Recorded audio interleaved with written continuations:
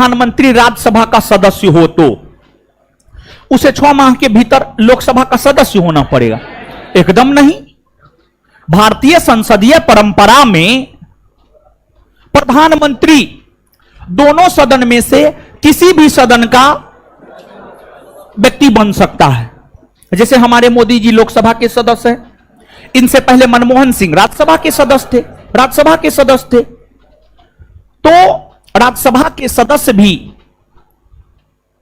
पूरे 5 वर्षों तक प्रधानमंत्री के पद पर रह सकते हैं। ऐसा नहीं है कि अगर प्रधानमंत्री कोई व्यक्ति बना, वो राज्यसभा का सदस्य है, तो उसे 6 माह के भीतर लोकसभा की सदस्यता लेनी पड़ेगी। ऐसी बात नहीं है, तो यह गलत है। वह केवल राज्यसभा में ही सरकारी नीतियों की घोषणा कर सकता नहीं। प्रधानमंत्री किसी भी सदन का सदस्य हो, वह दोनों सदनों में जाकर सरकार की नीतियों की घोषणा कर सकता है। जैसे मोदी जी क्या सरकार की नीतियों की घोषणा सिर्फ लोकसभा में करेंगे? नहीं, लोकसभा में भी करेंगे और राज्यसभा में भी करेंगे। मनमोहन सिंह सिर्फ राज्यसभा में सरकार की नीतियों की घोषणा करेंगे? नहीं, मनमोहन सिंह राज्यसभा में भी सरकार की नीतियों की घोषणा करेंगे और लोकसभा में भी सरकार की नीतियों की घोषणा करेंगे। और लोकसभा और राज्यसभा में ही नहीं, बल्कि प्रधानमंत्री दिल्ली के लाल किला के प्राचीर से भी सरकार की नीतियों की घोषणा कर सकते हैं। टेलीविजन पर आकर वहां से भी सरकार की नीतियों की घोषणा कर सकते हैं।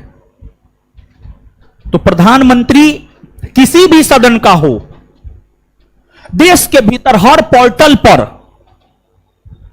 वह सरकार की नीतियों की घोषणा कर सकते हैं। यह भी गलत है। अविश्वास प्रस्ताव पर विचार के समय वह मतदान में भाग नहीं ले सकता है। सही है। देखिए, यदि प्रधानमंत्री राज्यसभा का सदस्य होता है तो अविश्वास प्रस्ताव पर विचार के समय वह मतदान में भाग नहीं लेगा। यह बात सही है।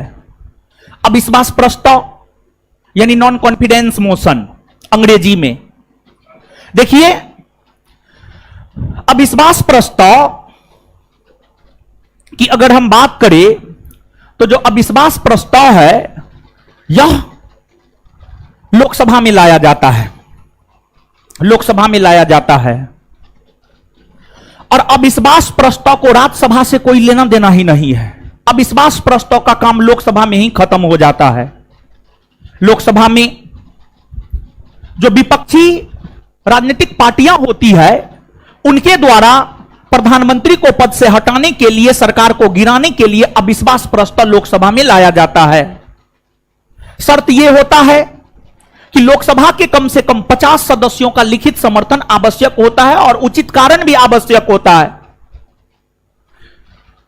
प्रधानमंत्री को पद से हटाने के लिए जो अविश्वास प्रस्ताव लाया जा रहा है, उसका कारण क्या है?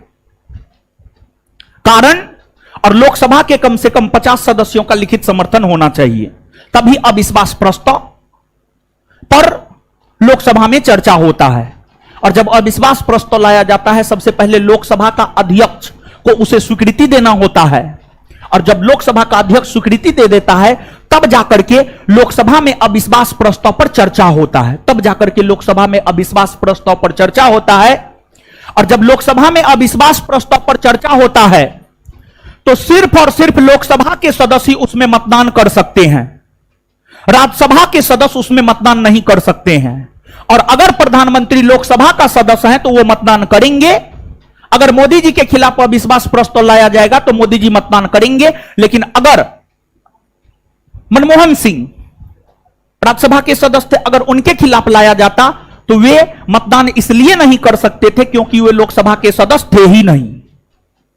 अगर लोकसभा में प्रस्ताव आया है तो लोकसभा के सदस्य ही मतदान करेंगे। अगर कोई प्रस्ताव राज्यसभा में आया है तो राज्यसभा के सदस्य ही मतदान करेंगे। तो लोकसभा में आता है तो लोकसभा के ही सिर्फ सदस्य मतदान करते हैं, राज्यसभा के सदस्य मतदान नहीं करते हैं। प्रधानमंत्री अगर राज्यसभा का सदस्य है तो वह अविश्वास प्रस्ताव पर मतदान नहीं कर सकेगा। सही है, ये आंसर यही होगा।